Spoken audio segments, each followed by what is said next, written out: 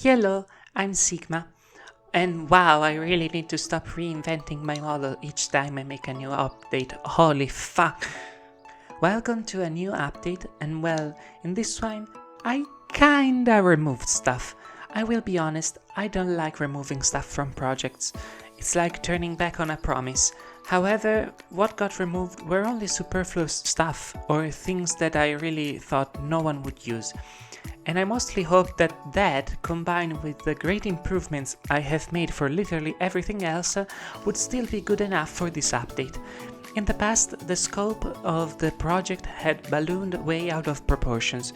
If you are wondering why it took me so long to update it, even though it featured some major bugs, it's cause every time I had to change something, the whole project would need to be reviewed, drivers change, etc. Scope creep was high and energies were low. Blender updating to the new 4.3 release also gave me access to a whole lot of new tools, so yeah, this new version only works in the latest update. So what I needed most was a big reform, mostly improvements, removal of some features, streamlining of others, in fewer words, a strategic restructuring. Update, I don't know, roll the cards. A few bugs plagued the latest release, and I quickly took care of them. In the furry section, I totally forgot to connect the toe webbing to the overall toon shader. Whoopsie. Onto the bigger bugs, many geometry node checkboxes just broke. Sometimes I notice it when I'm updating to a new Blender version, but oh well, I painfully fixed them all. For some reason, I didn't update the UV maps for the new clothing options added in 3.0, resulting in a broken mess. Now they look much better and provide some level of uniformity through all clothing objects. And speaking of clothing, gosh, I don't know how this slipped through. Maybe because you keep putting too much stuff in this mod app. But now the clothing option masks out the fur, dynamically of course. Now this update, though pretty substantial, hence the version 4.0, it has more changes and reworks than additions, hence this will be the biggest part to get through.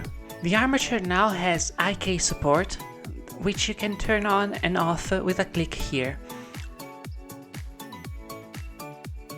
All bones now are free to move however they want, and I added some constraint to the thigh to add some realistic muscle movement. Now, I always found the options in the pose library to be extremely annoying to use and apply to the model, hence why now I implemented all the important ones as bones you can quickly operate in the viewport. Now the big one. I removed toon shading for cycles. I might have plans to re-add it in the future, but as it stands, it required gizmos and features that slowed down the project and were clunky to use. By sticking to a fast, simple and performant Eevee options was the best solution. As you might see at the end, Eevee finally got a massive boost in performance and quality with this update. So now the options for the Eevee toon shader are more compact, it's still accessible as always, and it reacts with color lights in the scene. See? Removal is for the better. This is what I say to myself when I cry myself to sleep.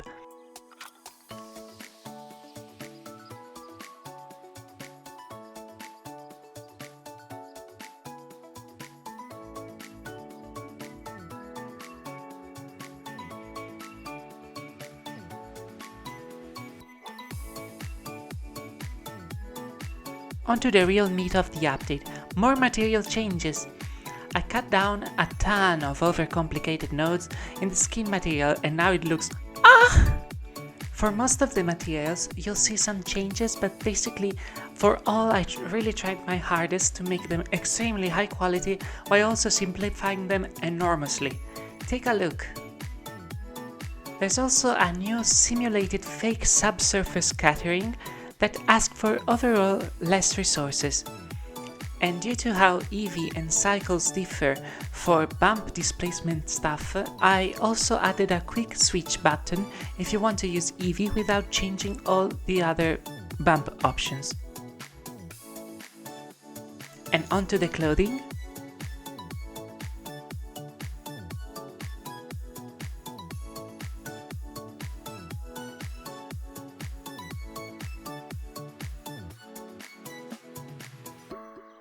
All these options and removal combined made it so I didn't need any big fancy heavy textures in the model, and so I'm very proud to say the model now is extremely lightweight, like a full-on 90% decrease. Holy fuck!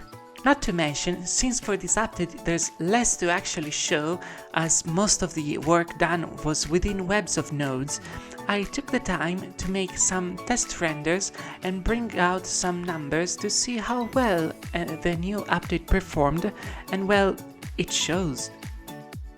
In very much every single way, the new model is massively better in performance, the EV numbers are unreal, and I hope that with this update most of you can work on this much more easily. I had time to add stuff too? Yes! I'm not fine. I added very few things, but I think they are all pretty nice features. In the armature once again, you might have noticed a couple more bones. These are not replacement for the leg options you find in the menu, but they are extras, additional bones to regulate scale, shift the body to obtain more natural shapes and poses. Now, together with the options for squishing the model, you'll also be able to snuggle things within the clothing options. What? It's an essential feature. Everyone would have wanted that. Shush, I'm not weird. And the option to indent smaller object in the foot. You all know what these options are for, so I won't say anything. I think I will have a much more streamlined approach going forward with the model. As I see it now, there's really no need for further updates unless new Blender versions introduce something revolutionary. Wrinkles look good, clothing looks good, and I'm moving away from the idea that the model needs to be so high quality that you could go to the atomic level and still see detail, which is obscene. That is too much for one single model to handle, hence why once more I suggest looking at Kitamiya's work for reference on how to do such high micro detail in other scenes. Before I forget, a couple of people asked me how I import and use the model in scenes, and well, quick fire tutorial!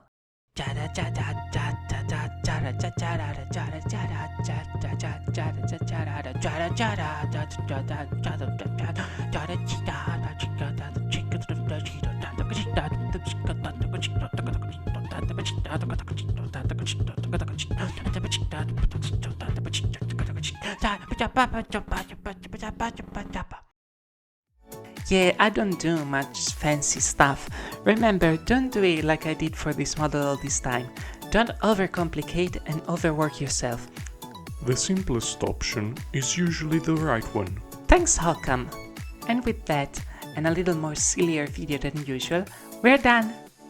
To make the update really stand out, as I am extremely proud of my baby, for the next month it will have a huge discount on it, so if it's something you're interested in, consider getting it. If you have some spare cash, consider donating to Blender and supporting the community and program we all know and love. If you happen to have more spare cash, consider giving all to me! Mwahaha! Thank you for all that have purchased my model so far, and thank you all for watching. Wabwa!